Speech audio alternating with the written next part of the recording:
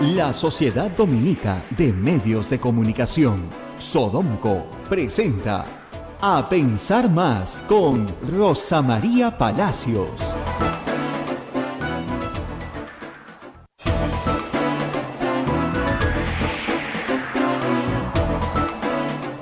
Señoras y señores, muy buenos días, bienvenidos a Pensar Más con Rosa María Palacios a través de las emisoras de la Sociedad Dominica de Medios de Comunicación.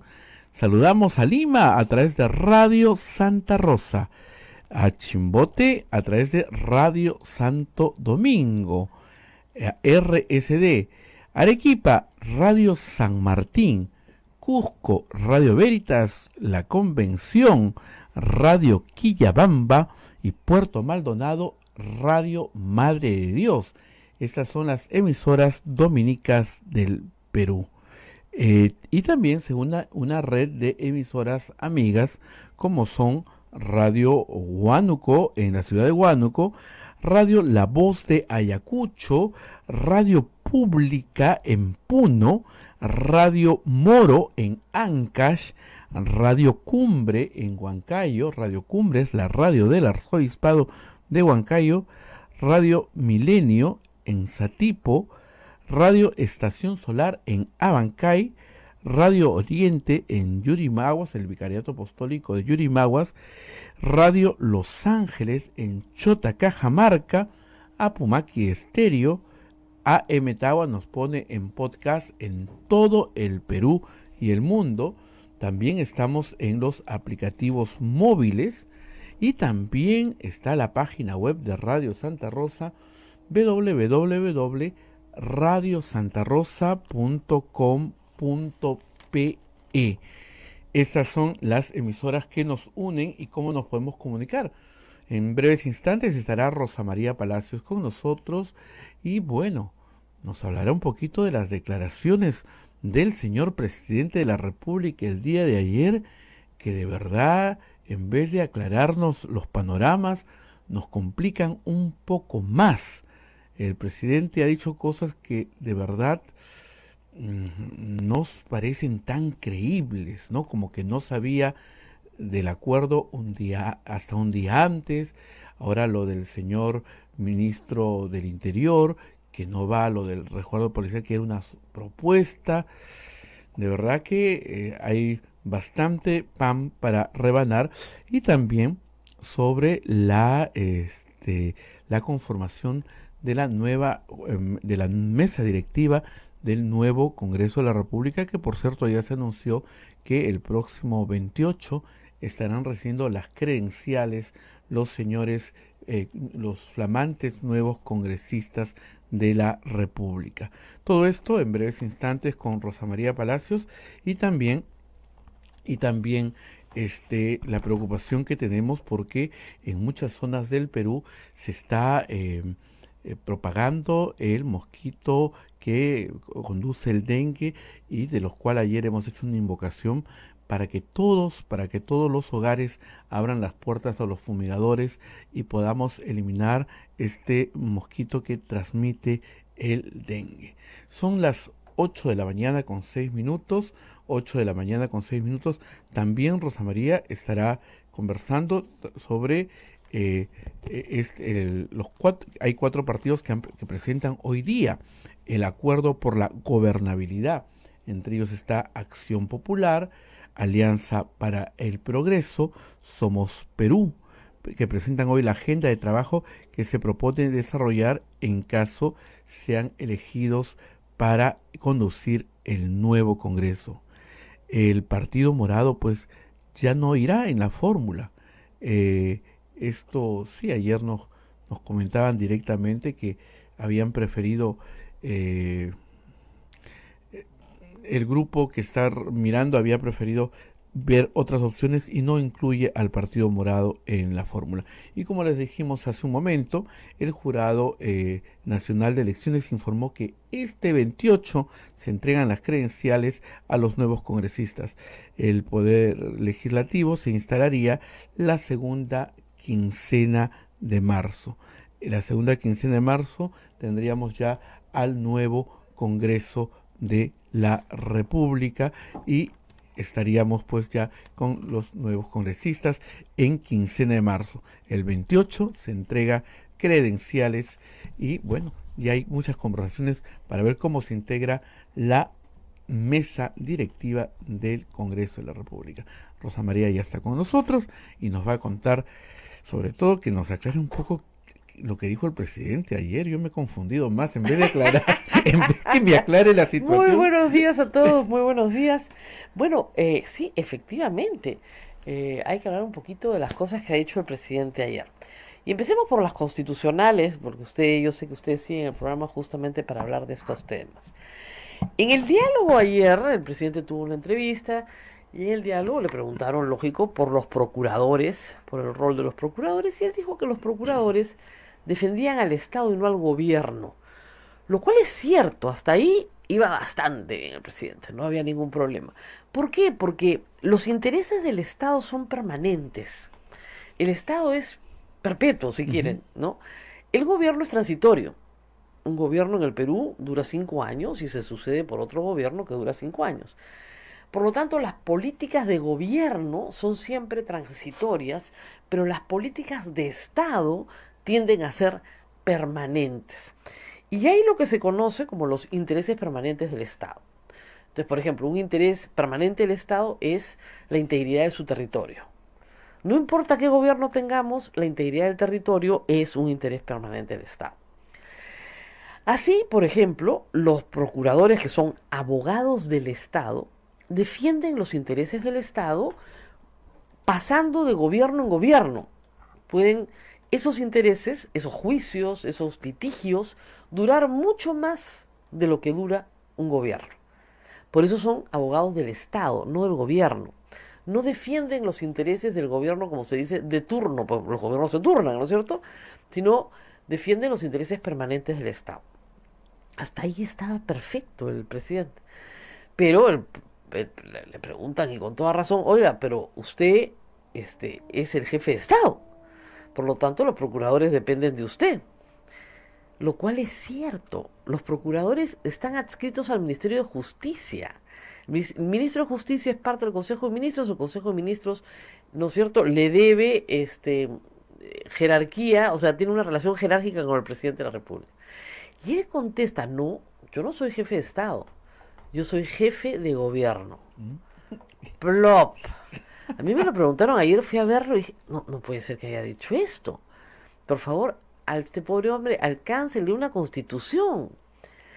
Y para que todos entendamos un poco, veamos qué cosa es jefe de Estado y qué cosa es jefe de gobierno. En algunos sistemas democráticos, la figura del jefe de Estado y del jefe de gobierno no están en la misma persona.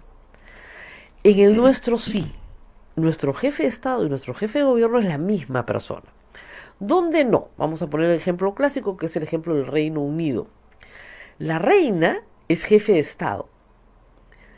La reina, la corona, es perpetua como el Estado. ¿Ok? Obviamente, si la reina muere, tiene un heredero que a su vez toma, ¿no es cierto?, el cargo de jefe de Estado. El jefe de gobierno es el primer ministro. Él no tiene ánimo de permanencia, cambia como cambia, ¿no es cierto?, los parlamentos, porque el primer ministro en un sistema parlamentario emana de, ¿qué?, del parlamento. Y el parlamento emana del voto popular.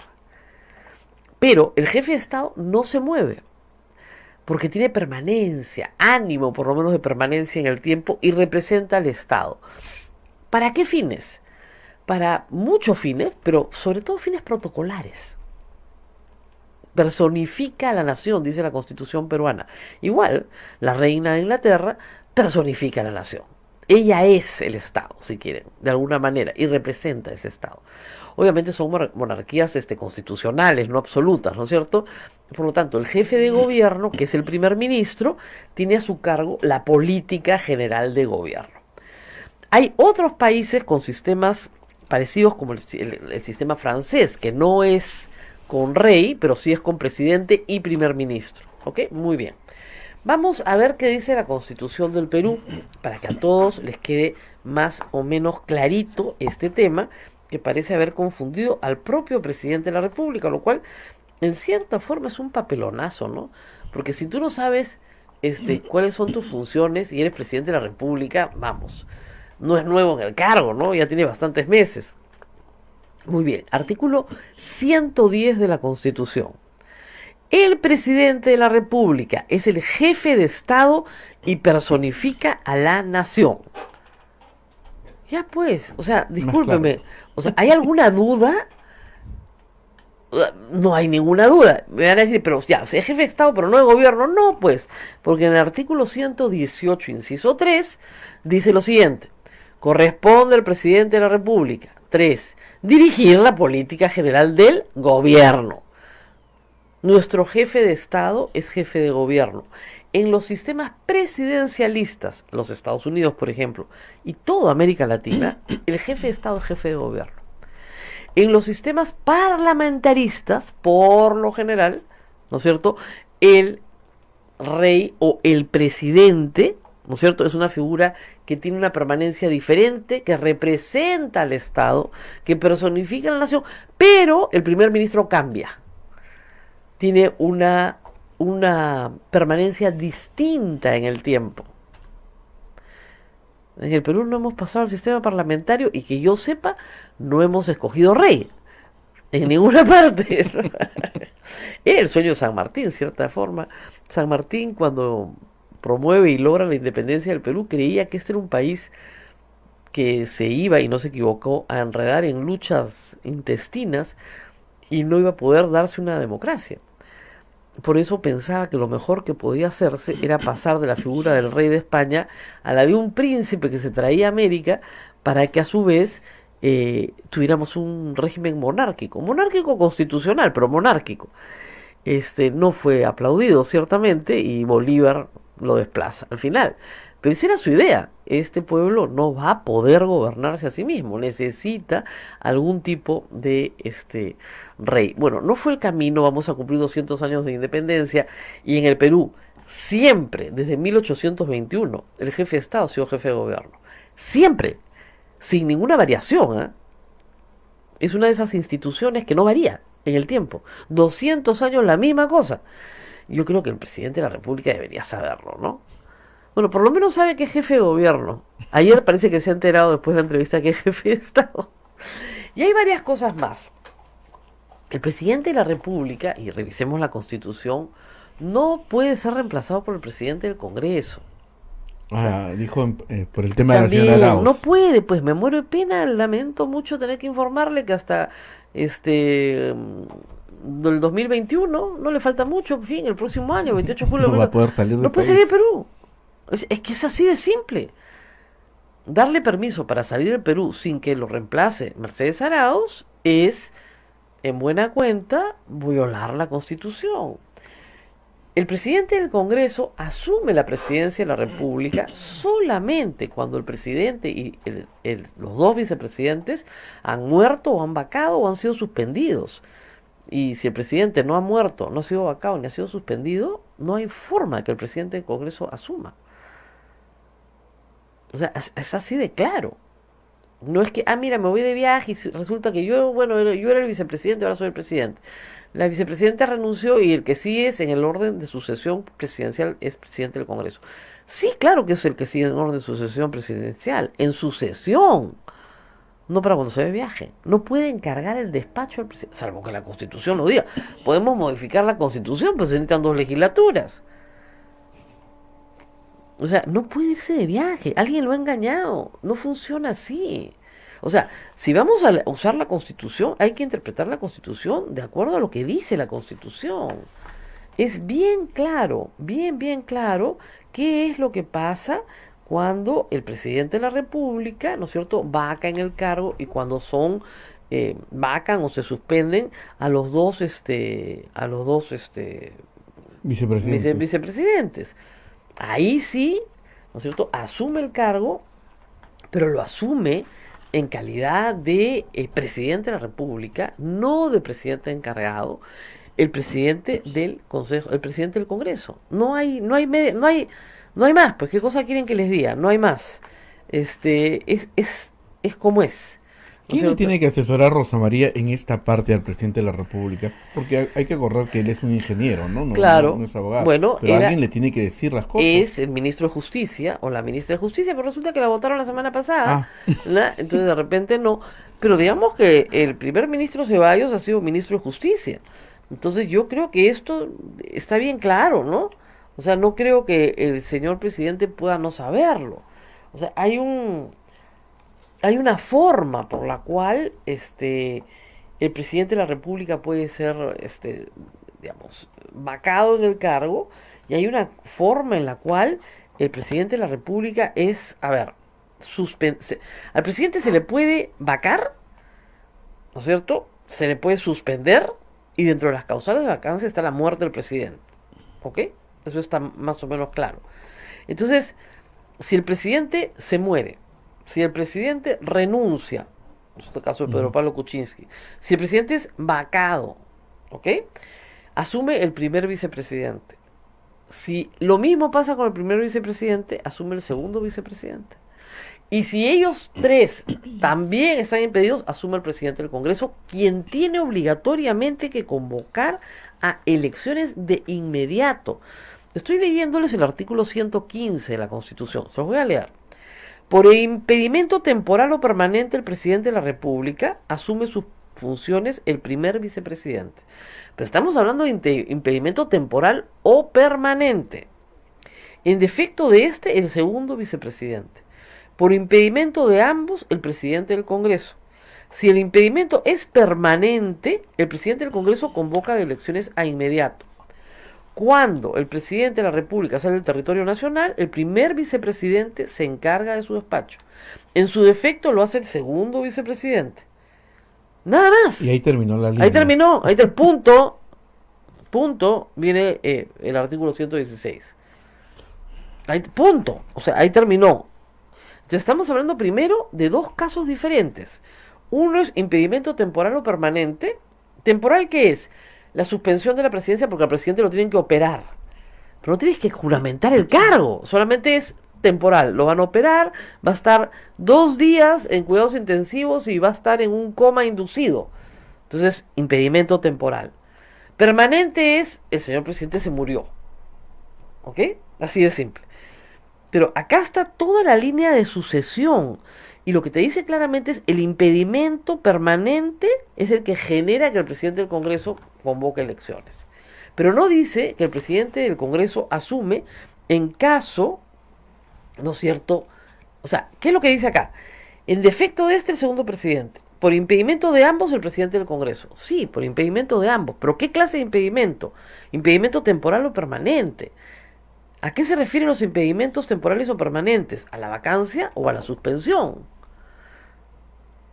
¿Ok? Pero no al abandonar el país, es salir de la República, porque este es el segundo párrafo del artículo 115, que se refiere solamente al primer y al segundo vicepresidente. Nada más. Entonces el señor presidente no puede salir de Perú, porque él no tiene ni impedimento temporal ni impedimento permanente. No tiene impedimento temporal.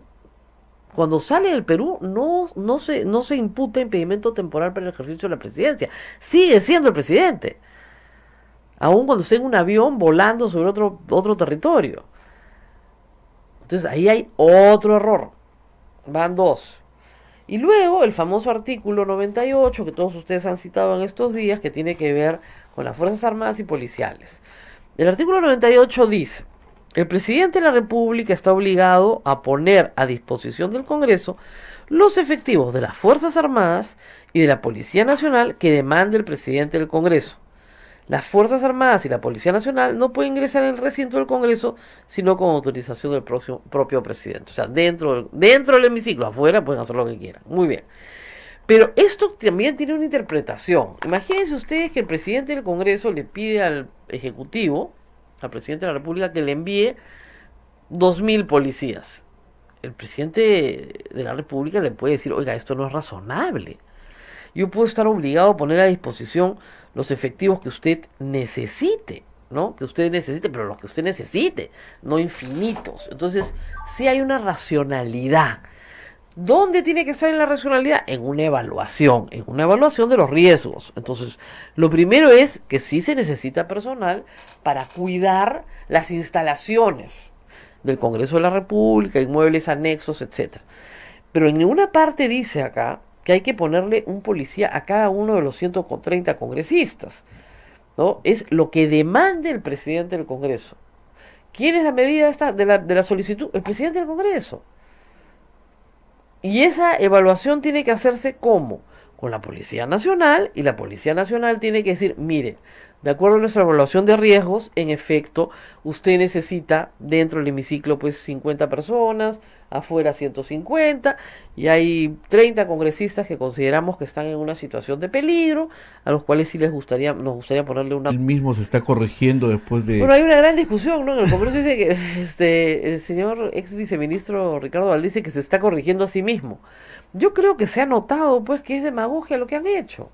Y es tan notorio que, que queda mal. Y por otro lado, ya desde el punto de vista político, ¿no?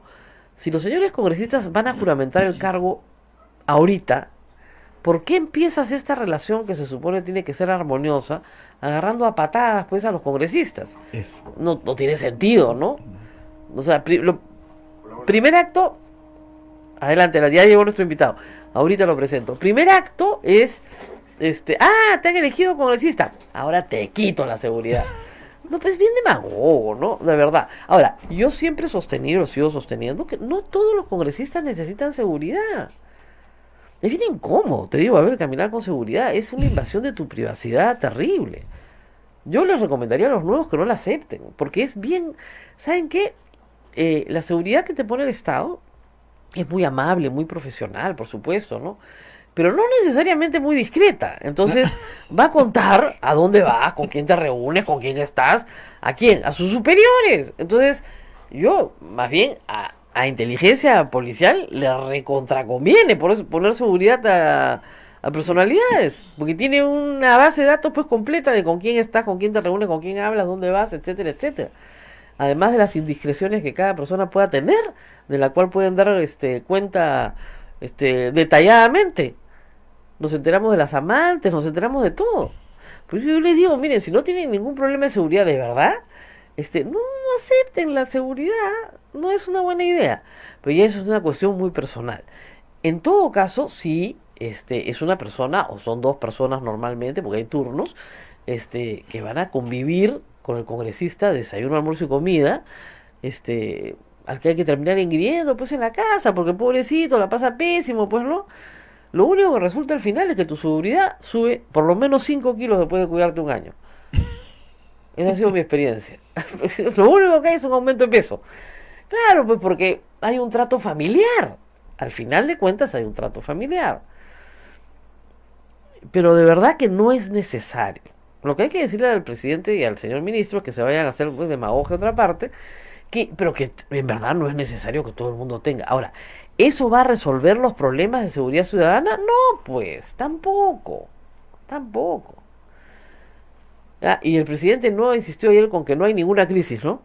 De nuevo, De volvió a repetir. nuevo, pobrecito. Me daba la sensación de escuchar así cuando algunos congresistas del fujimorismo repiten una mentira y repiten Claro, y ¿no? repiten y creen que se va a convertir en verdad. Claro, la dictadura castrochavista. Ya, igualito es mentira, pues, pero tampoco, que no haya ninguna crisis. Se ha votado 4 ministros. Hasta ahora no sabemos por qué votaron a la ministra de Educación. Y no lo van a decir nunca, porque rendir cuentas tampoco es pues una cosa muy popular, ¿no?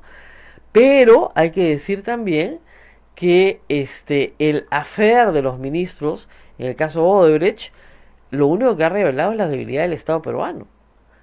Esa tontería de nosotros no negociamos con corruptos, y además el presidente ha garantizado que el Estado peruano va a ganar el caso que sea.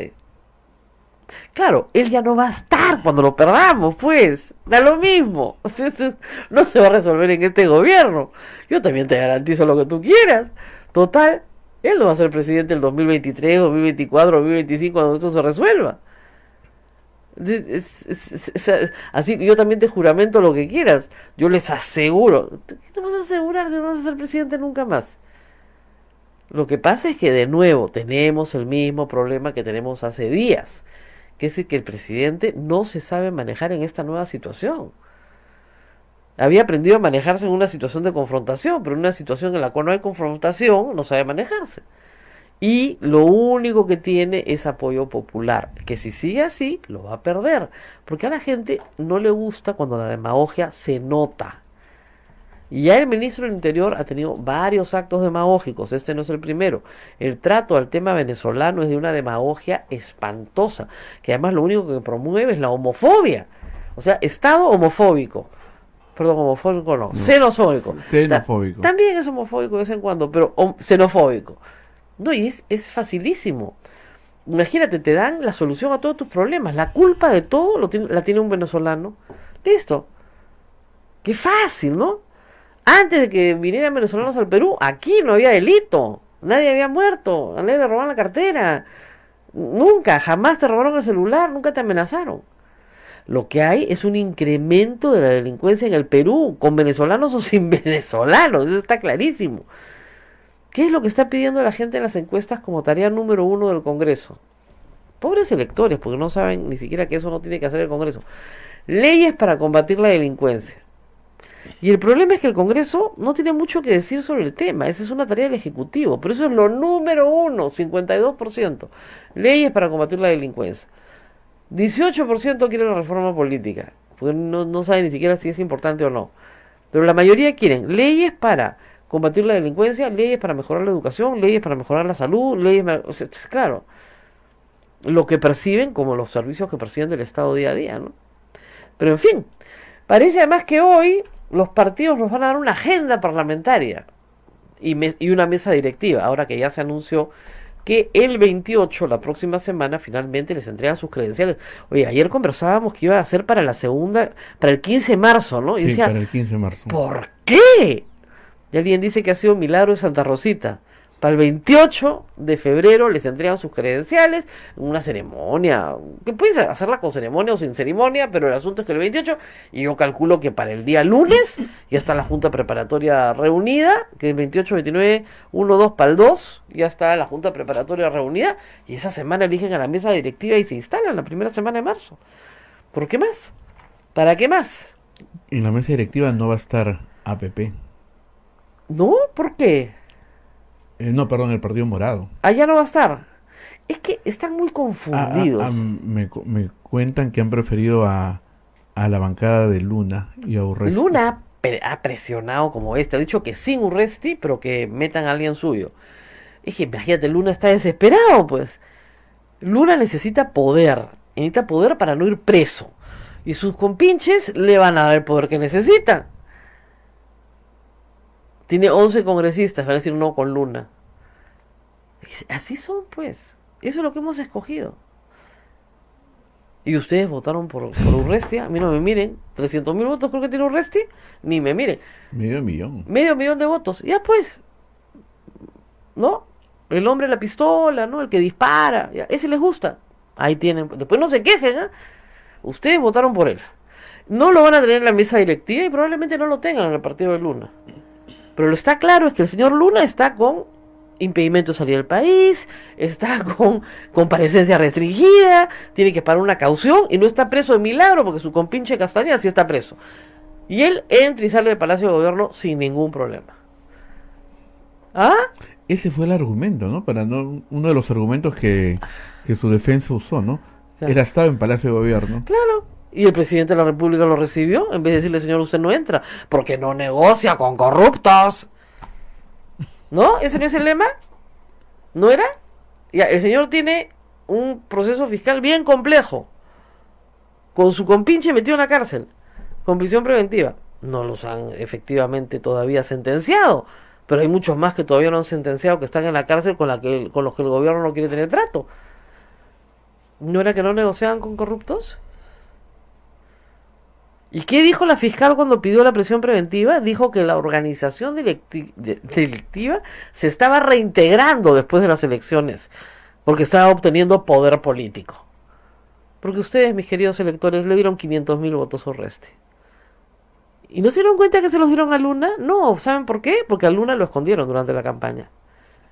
Lo escondieron. Ah, se Acá fue. tenemos las grabaciones. No, no, el señor Luna está de permiso, no tiene relación con nosotros, está de licencia, nada que ver. Bueno, ahora el señor Luna entra y sale de Palacio, negocia, discute, mueve sus fichas. Claro, necesita poder político para que no lo metan preso. Para alegar que el día de mañana, que es el dirigente de un partido político, que hay una persecución política en el Perú desde el Poder Judicial. Pero no se quejen que sarna con gusto no pica. Es el más votado del Perú. ¿A ustedes les gustó? Pues ahora lo tienen.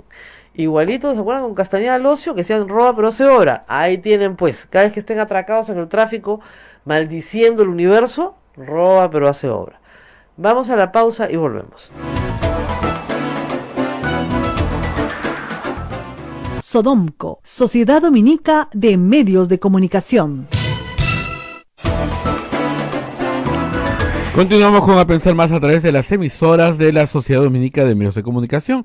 Lima nos escucha por Radio Santa Rosa, Chimbote, Radio Santo Domingo, Arequipa, Radio San Martín, Cusco, Radio Veritas, Ucayali, Radio Cepagua, La Convención, Radio Quillabamba, Puerto Maldonado, Radio Madre de Dios. En Huánuco nos escuchan por Radio Huánuco, Ayacucho, Radio La Voz de Ayacucho, Puno, Radio Pública, Ancash, Radio Moro, Huancayo, Radio Cumbre, El Satipo, Radio Milenio, Abancay, Radio Estación Solar, Yurimaguas, Radio Oriente, Cajamarca, Radio Los Ángeles, Apumac Estéreo, AM Tagua, nos ponen podcast en todo el Perú y el mundo. Estamos en los aplicativos móviles, descarga de Play Store y también la página web de Radio Santa Rosa, www.radiosantarosa.com.pe. Rosa María. Bueno, y tenemos un invitado muy especial. Hoy día está con nosotros Diego García Sayán, que ha podido superar el pico y placa y estar con nosotros ahora sí. Él es actualmente relator especial de la ONU sobre independencia de magistrados, abogados y también fiscales.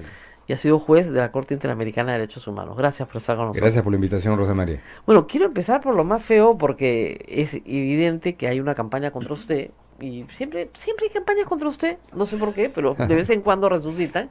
Por más que usted se vaya a trabajar lejos del Perú, siempre hay gente que lo detesta por alguna u otra razón. Y esta vez lo acusan, un diario en particular, que no voy a mencionar, de tener una relación pues con una empresa corrupta, de haber cobrado de una empresa corrupta mientras era ministro de Estado, cosas por el estilo. Se refieren a Odebrecht y a una contratación como abogado de manera muy particular en el año 2003, hace 17 años. Cuéntenos un poco qué pasó. Sí, es curioso, ¿no? La parte política la dejamos de lado, pero las fuentes de estas campañitas suelen ser personas y grupos que han estado, curiosamente, muy vinculadas a grupos de corrupción, Claro. en el pasado lejano y en el pasado no tan lejano. Y naturalmente pueden escoger cualquier tema. Y el tema que han sacado ahora es que Diego García Sayán, como abogado, recibió un pago de Odebrecht, cosa que suena terrible, horrible, ¿no es claro. cierto? Entonces, la verdad del asunto no es que recibió ningún pago. Hizo un trabajo profesional como abogado, como acabas de recordar, hace 17 años, para manejar un tema judicial por el cual efectivamente se hicieron varios pagos, porque los procesos judiciales, como tú sabes mejor que yo, se extienden en este caso por 2 años, por ¿no? 3 años casi, para resolver un conflicto que había de interpretación sobre si un tema se manejaba en la vía civil o en la vía penal, sobre una obra que se había hecho en la década del 90, a fines de la década del 90, un canal en una irrigación en Ayacucho. Era una asesoría muy específica para un tema judicial que primero no tenía que ver con ninguna licitación, concurso o gestión ante un gobierno, cualquiera que este sea.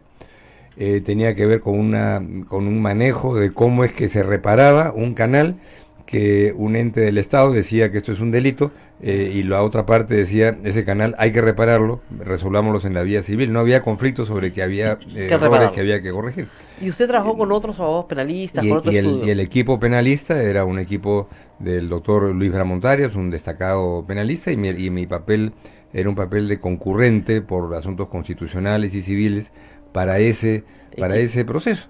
De manera que, y en el año 2003, 2004, Odebrecht no era vista como una compañía corrupta, no había ningún caso, y no tenía yo por qué sospechar que años después sí habría algunos elementos de corrupción, porque en ningún momento, como te digo, he participado en procesos de gestión que llevara a una participación para concursos, licitaciones, no tuve nada que ver con eso, ¿no? Hay gente que cree que los jueces de la Corte Interamericana de Derechos Humanos no tienen que trabajar nunca más porque pagan Claro, claro, unos claro. honorarios fabulosos. Claro, claro. ¿Es verdad? Entonces, en algún lado ha salido, era juez de la Corte Interamericana, como si ser juez de la Corte Interamericana fuera alguien que pasa a tener un sueldo Regular y que ya no tiene que trabajar. internacional, o digamos por lo menos lo que ganaría un miembro de la Corte Suprema en el Perú. Claro. Los jueces de la Corte Interamericana, que es una corte muy importante, de mucha solvencia sustantiva,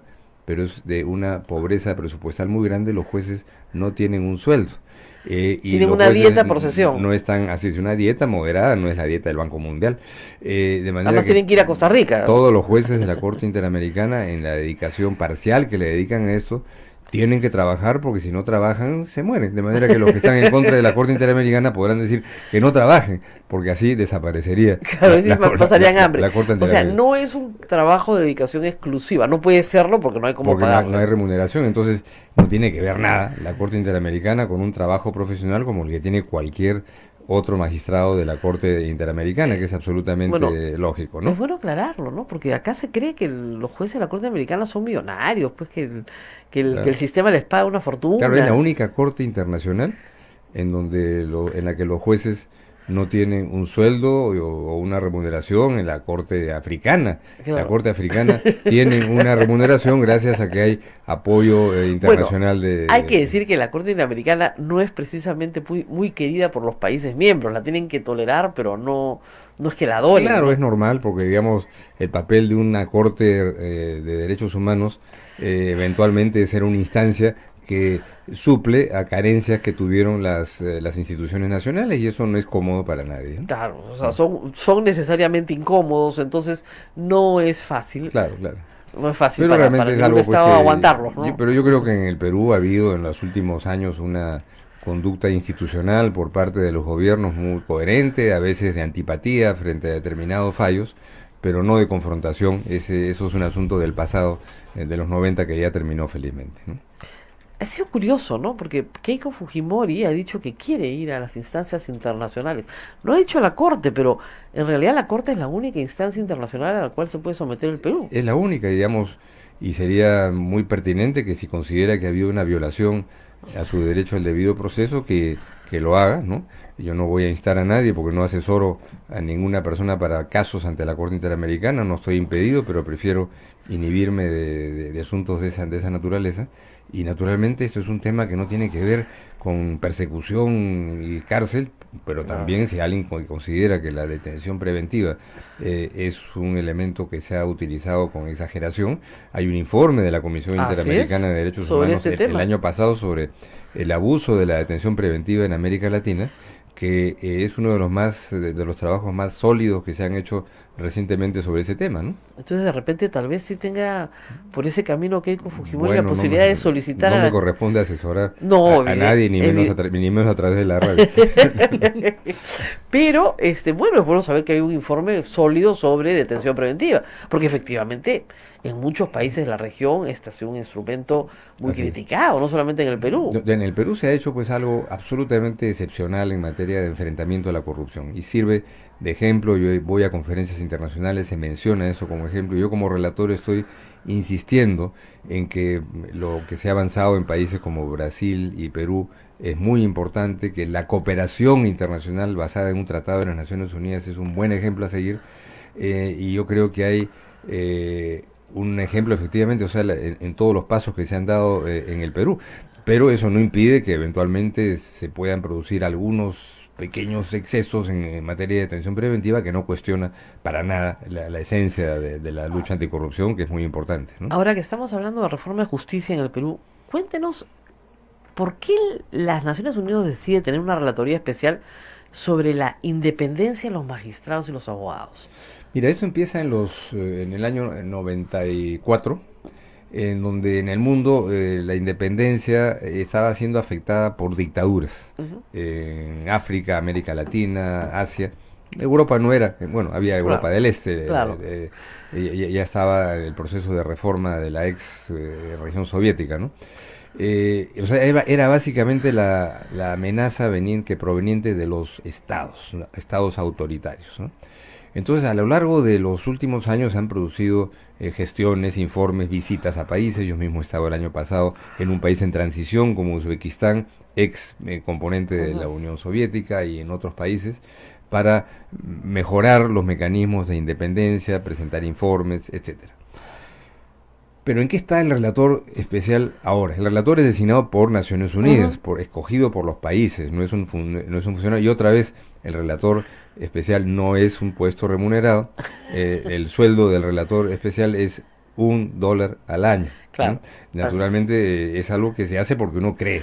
Se fija así porque la esclavitud está prohibida, entonces tiene que fijarse un sueldo. Así es. Pero es un sueldo simbólico. Pero ¿no? la verdad que ese dólar no sé cuándo lo han pagado, porque hasta ahora yo no lo he visto, ¿no? No, es que se tiene que ponerlo. A veces la Así gente es, no así entiende es, el problema, así pero es, en la así es. tradición sajona todo trabajo es remunerado. Entonces, aunque sea, tiene que llegarte $1. Así es. Entonces, ¿cuál es, sin perjuicio de que sigue habiendo gobiernos autoritarios que afectan la independencia? Tenemos cerca Venezuela como uno de los más representativos, o Nicaragua.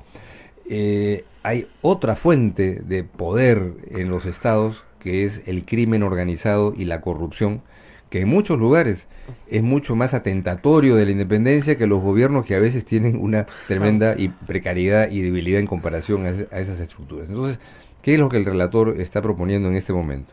Que en la próxima conferencia de prevención del crimen, que se lleva a cabo en Kioto en el mes de abril, se impulse una ampliación de los principios de Naciones Unidas sobre independencia judicial, para poner a la corrupción como una de las fuentes atentatorias de la independencia judicial y como una de las tareas principales de los sistemas judiciales en el mundo, que es enfrentar la corrupción y hacerlo utilizando un tratado que no existía en el año en esa época, Claro. que es la Convención de Naciones Unidas contra la Corrupción, que a todo el mundo le puede sonar un tratado internacional como un Muy cuento, lejano, ¿no? una poesía. No, pero este tratado establece varias páginas de procedimientos muy concretos para que, por ejemplo, un fiscal del Perú pueda, en base a ese tratado, ir a Curitiba y participar en una audiencia de fiscales brasileros, recoger información de un proceso en curso, traerla al Bueno, Perú. se ha usado, ¿no? Se está usando. Se está usando. En el Antes caso de Perú-Brasil se está antes de ese usando. tratado hubiera sido un delito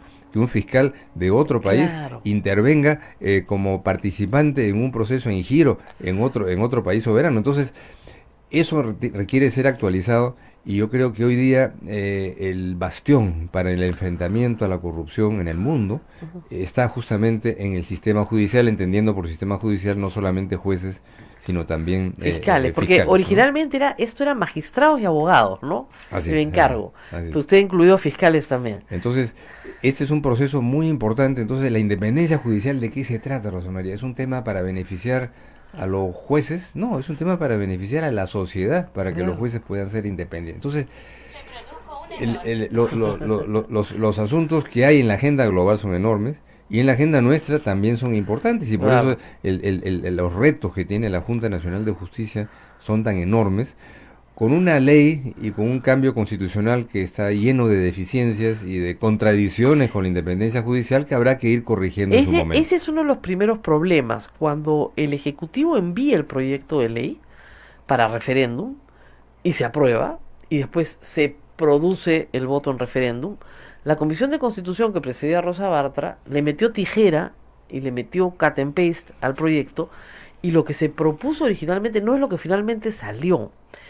Y eso... Y salió un Frankenstein en donde es muy difícil pensar cómo puede una entidad como ahora la Junta Nacional de Justicia organizarse de manera eficiente para poder cumplir todas las tareas, que es no solamente nombramiento de jueces y fiscales, hay más de 3.000 nombramientos pendientes, una evaluación de todos los jueces y fiscales cada 3 años y medio, otra cada 7 años, que es violatoria de la independencia judicial, en donde un juez o fiscal puede ser despedido porque simplemente les parece que debe ser despedido. O sea, eso afecta la estabilidad.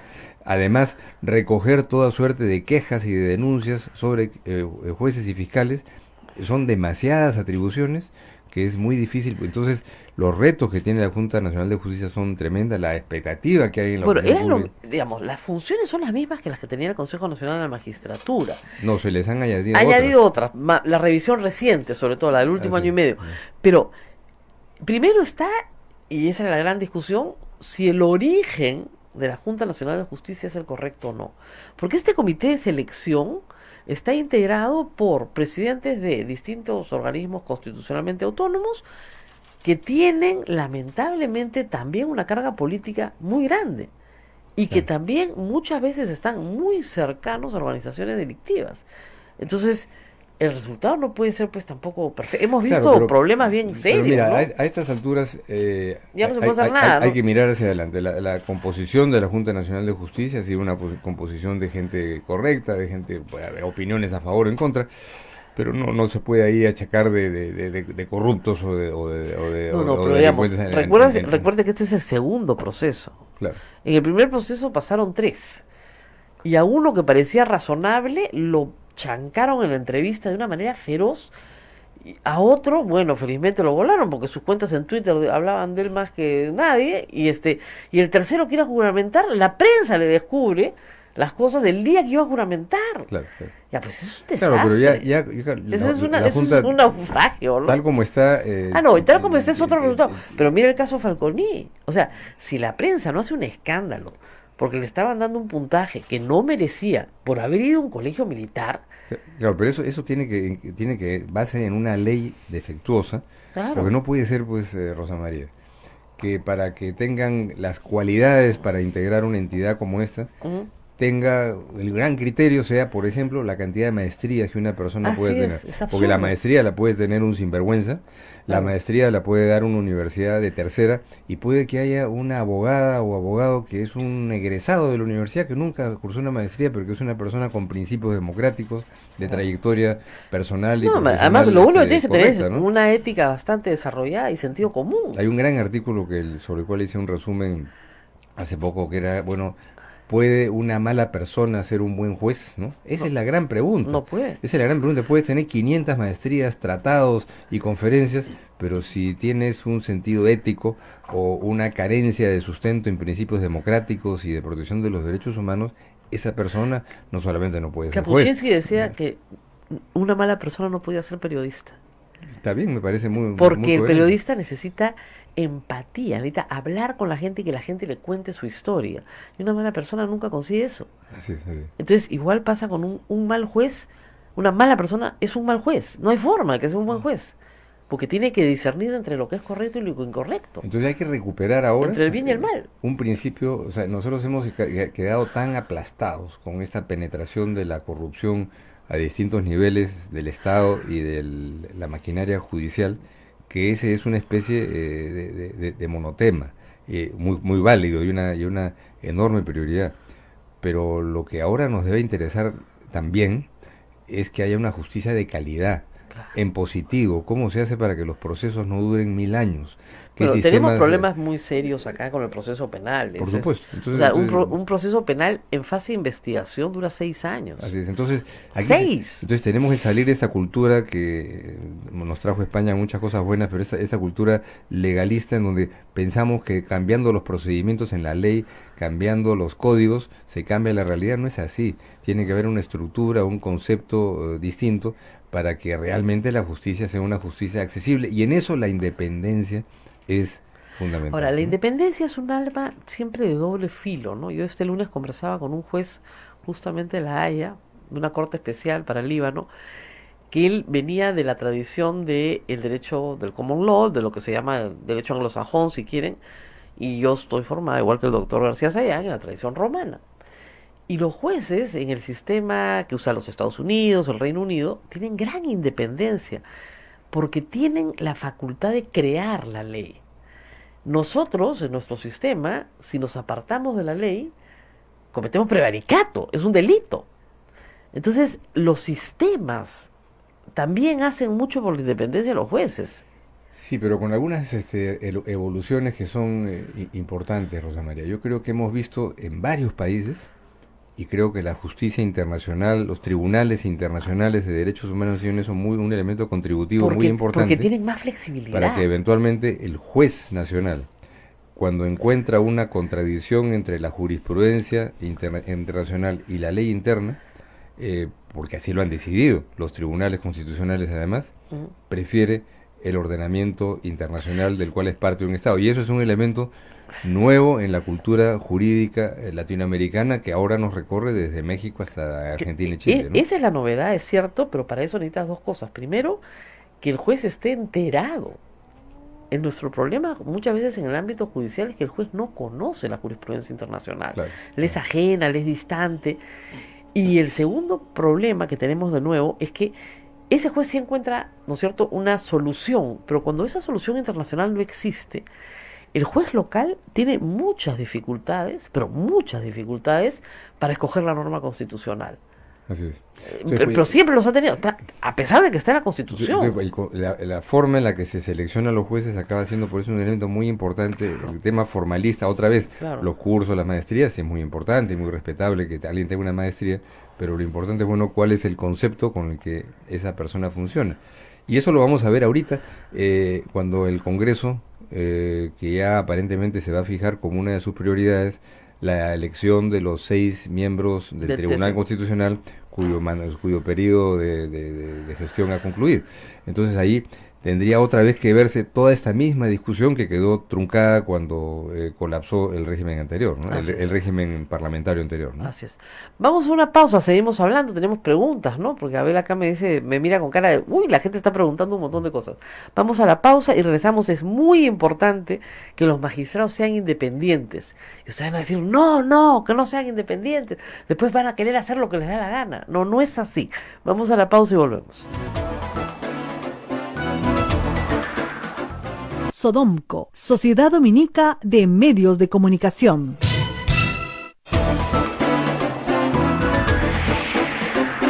Último segmento de A Pensar Más con Rosa María Palacios. Está conversando con el doctor Diego García Sayán. Bueno, estamos hablando de la independencia de magistrados.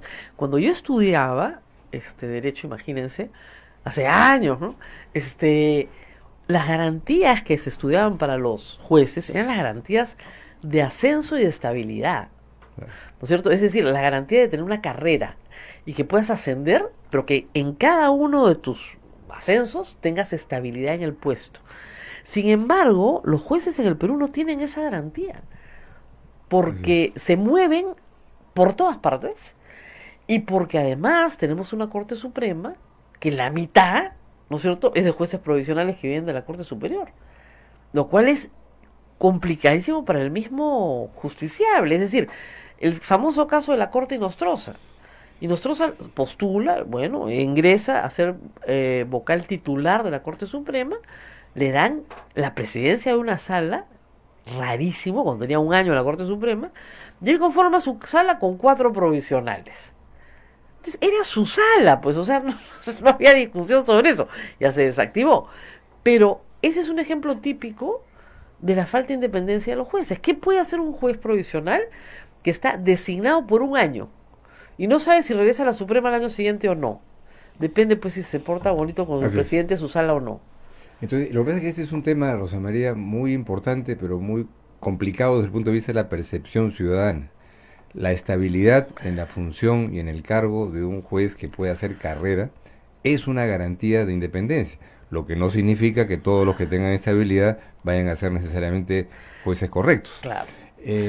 Pero en el Perú no tenemos ese sistema, como tú bien lo has dicho, por este abuso que ha sido terrible de los jueces provisionales, que permite un manejo de poder muy perverso, pero también porque hay una disposición que es única en América Latina y casi excepcional en el mundo, que es que haya una instancia, antes el Consejo de la Magistratura y ahora la Junta Nacional de Justicia, en base a una disposición constitucional, que cada 7 años puede ratificar o no ratificar a un juez o fiscal porque le parece.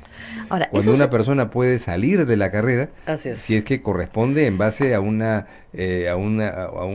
conducta equivocada, y ese es un principio que sistemáticamente ha sido cuestionado. Así es, por los mismos jueces también, hay que decirlo. Afecta la independencia y lamentablemente en este proceso de sustitución del Consejo por la Junta Nacional de Justicia se mantuvo. Se mantuvo y ni siquiera en el proyecto del Ejecutivo estaba, ¿no? Bueno, pero hay que decir algo, que eso se puso en la Constitución del 93, creo yo, como una válvula de escape. Es decir, ¿qué hacemos con un magistrado que tiene una conducta, una mala conducta, pero que no podemos procesar por muchas razones?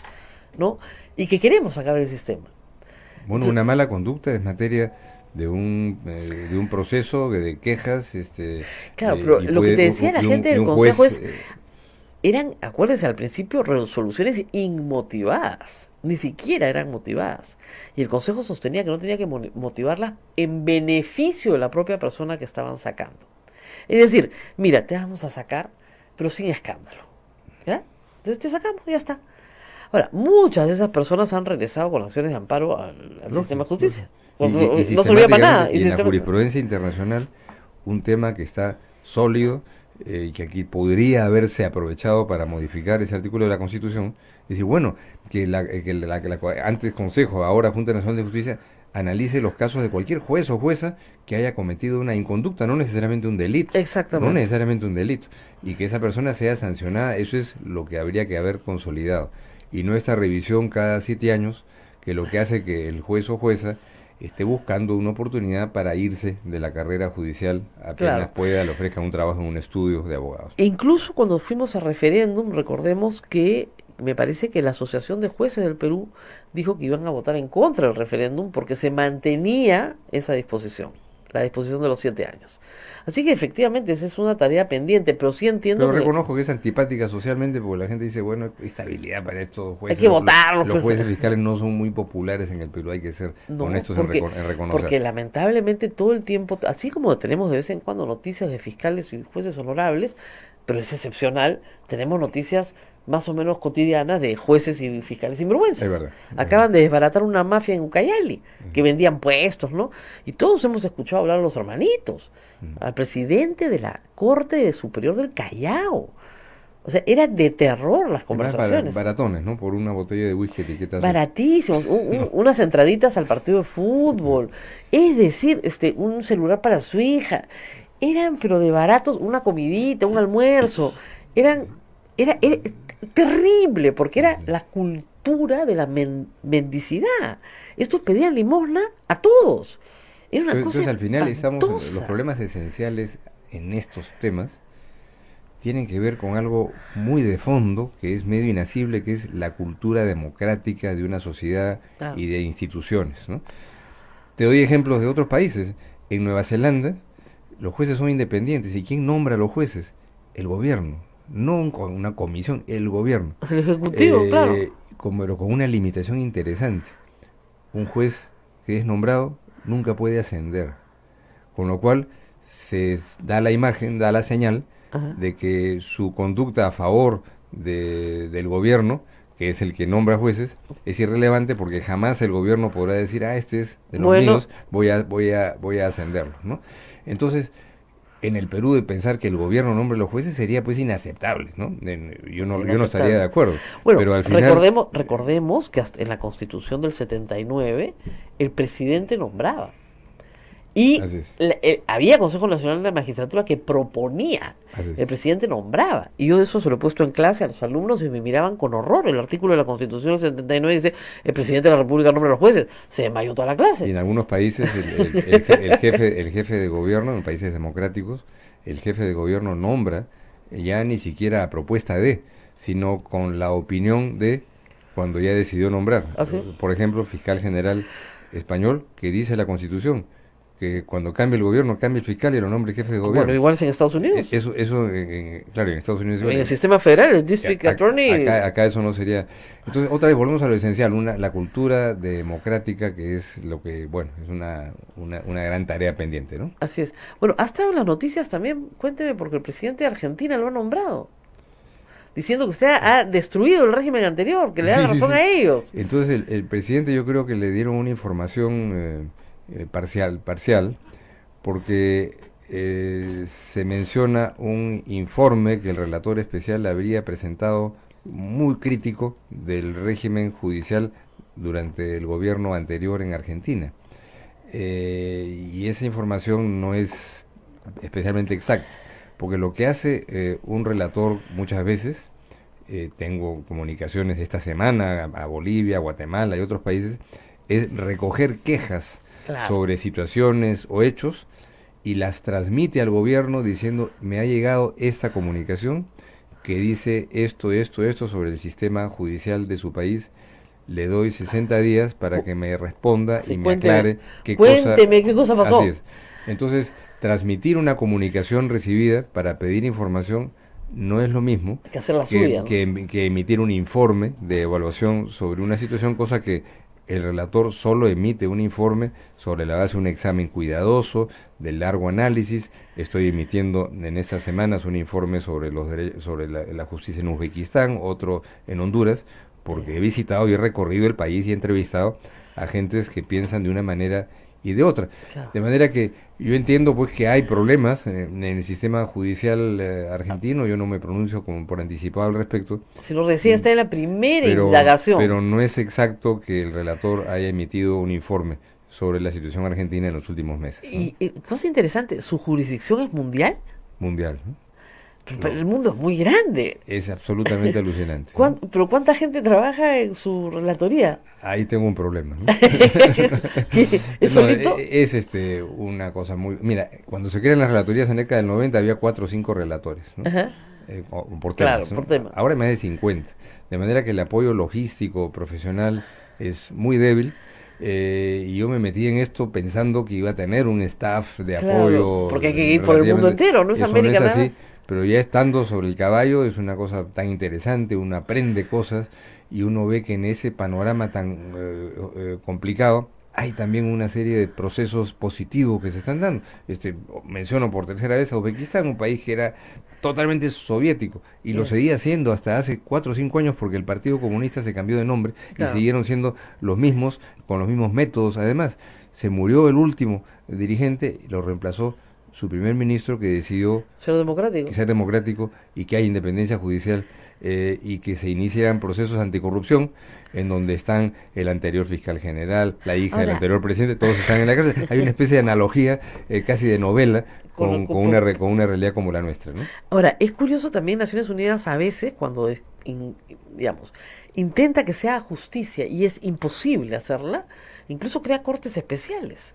Así Hay es. una corte especial para el Líbano, Así es. en La Haya, que funciona además de la Corte Penal Internacional, pero creada por Naciones Unidas. Claro, ya han habido otras para la ex Yugoslavia, Exactamente.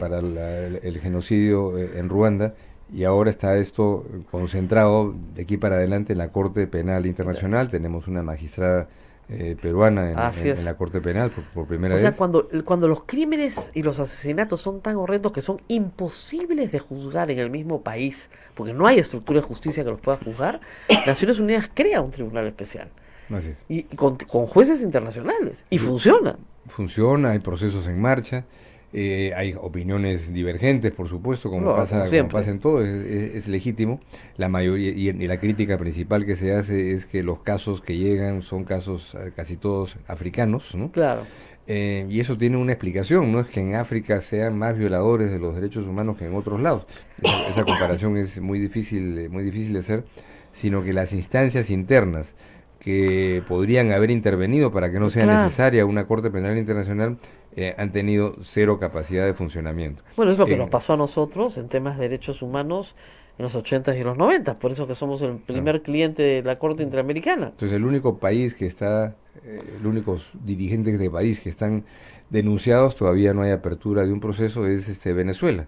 Claro. Pero en este momento el panorama de América Latina es que todos los expresidentes acusados de corrupción están procesados, detenidos o prófugos, de manera que no hay necesidad de una corte internacional No, porque porque los los tribunales tengo- nacionales están actuando, ¿no? Exactamente. Preguntas para terminar. ¿Por qué ha observado el comportamiento del nuevo gobierno boliviano respecto al Poder Judicial y en tantos años jamás se observó nada al respecto al gobierno de Evo Morales, como pisoteaba el órgano jurisdiccional y nueva fiscalización? Ya, gracias. Eso tiene que ver por un artículo que publiqué hace un par de semanas en El País, cuestionando todos los elementos de persecución, ostensiblemente política, que hay contra ex dirigentes del gobierno de Evo Morales. Y dichos, ¿no? El ministro del Interior del actual gobierno boliviano declaró hace 4 o 5 días que cualquier fiscal o juez que libere a uno de estos que está detenido lo voy a destituir. Esa es palabra del ministro. Claro, se Entonces, acabó. ¿cómo el relator especial puede no actuar frente a algo así? Naturalmente generó una retaliación. Silencio frente a Evo Morales no es exacto.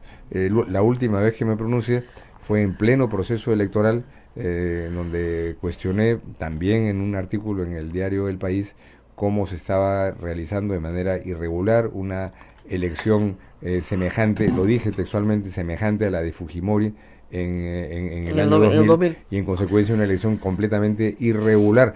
Decir más que eso, ya te da cuenta de que sí ha habido observaciones en el pasado, de manera que estas reacciones que tienen más que todo explicación política, las tomo como parte del paisaje, así como a veces llueve y a veces hay Claro. neblina, ¿no? Bueno, hemos tenido el mismo problema acá con Chávarri, que quería sacar a los fiscales que estaban investigando la corrupción. La gente salió a protestar, ¿no? Y se tuvo que echar para atrás. Porque es el mismo tipo de política, ¿no? Como me van a investigar a mí, o a lo que no me conviene que investigue, lo voto. Entonces, justamente... Y que salga el ministro así que va a destituir a jueces y fiscales Fiscales. si es que sueltan alguno de estos. Yo no sé si las acusaciones penales son ciertas o no, aparentemente no, pero eso no es el tema. Claro. Es que hay violaciones obvias al debido proceso y que las detenciones se están produciendo por decisión del gobierno, no de los jueces No, y de los los jueces. fiscales, ¿no? Eso es lo grave. A ver, ¿qué más? ¿Qué hacemos con magistrados que durante años no mueven el expediente? Bueno, yo estoy secuestrada en el Poder Judicial. Ese es un tema. Tengo un caso de secuestro. Es un tema. Hay el caso 6 años de los periodistas. de los medios que han presentado la queja contra el monopolio. Indudablemente es un tema que es generalizado, ¿no? Las pocas veces que uno tiene que estar en un proceso, ya no como abogado, sino también como abogado, como ciudadano, Claro. esto es interminable y hay siempre explicaciones, la congestión de causas, la falta de recursos humanos y materiales que tiene muchas veces verdad. Pero cuando esto ya tiene otras implicaciones o sospecha de otras implicaciones, es un sistema del trámite de denuncias que tiene que hacerse mucho más eficaz y mucho más eficiente, que al final acabar en la Junta Nacional de Justicia si eso lo amerita. No, Pero- yo tengo la esperanza de que la Comisión Interamericana, ahí se dan cuenta, tienen que intervenir. La Sí. Comisión ya le pidió al Estado peruano que informe, después de 6 años, presentamos la queja en el año 3, el Estado peruano ha contestado, es increíble la respuesta. No, que estos son los plazos normales, que no hay plazo excesivo. Primera instancia, puro derecho, a un amparo, que se supone que es No, es sumarísimo. una respuesta pura. ¿Ya? No. La respuesta ha sido que sí, que son los plazos regulares del Estado peruano. Y que lo que pasa es que en la convención, ¿no es cierto? Hay una disposición expresa que establece que no se puede, pues, salir del plazo razonable. 6 años no es un plazo razonable para una acción de amparo, ya estamos en el 7º año. Entonces, no, es normal.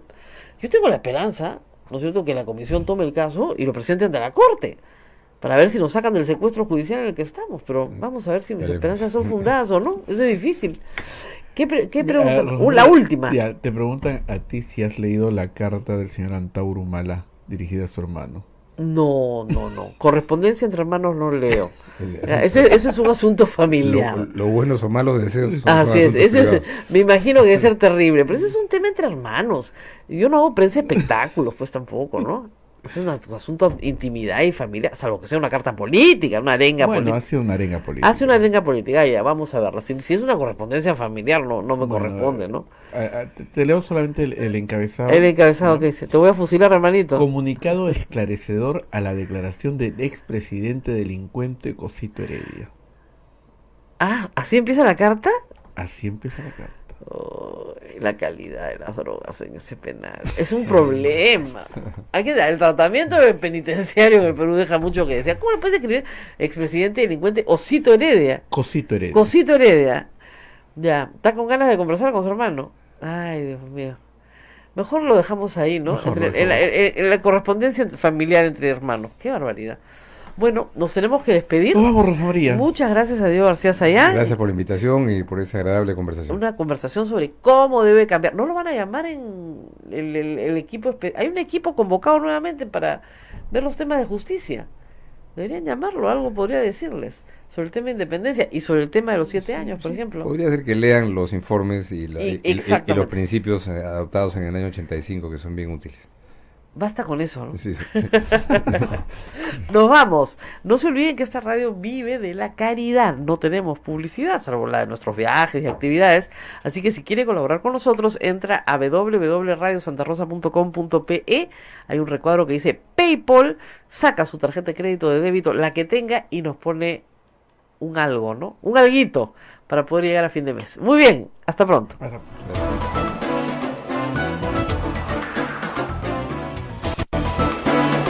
Hasta aquí, A Pensar Más con Rosa María Palacios. Este programa fue producido por la Sociedad Dominica de Medios de Comunicación, Sodomco.